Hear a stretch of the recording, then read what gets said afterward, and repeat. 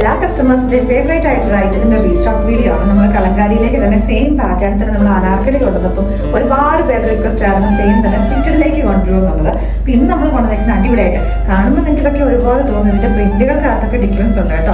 അതേപോലെ തന്നെ base കളറിനകത്തും difference ഉണ്ട്.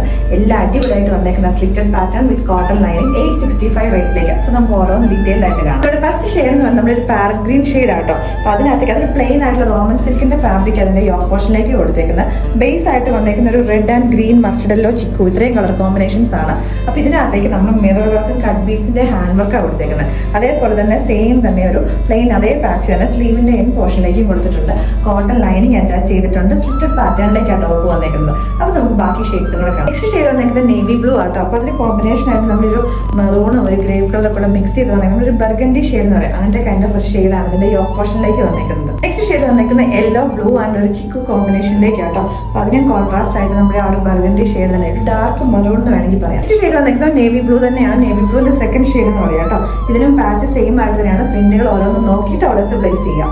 നെക്സ്റ്റ് ഷെയ്ഡ് വന്നേക്കുന്നത് എല്ലായിടത്തും തന്നെ ഫേവറേറ്റ് ആയിട്ട് ബ്ലാക്ക് ആയിട്ട് ഇതിന്റെ ബേസ് കളർ വരുന്നത്.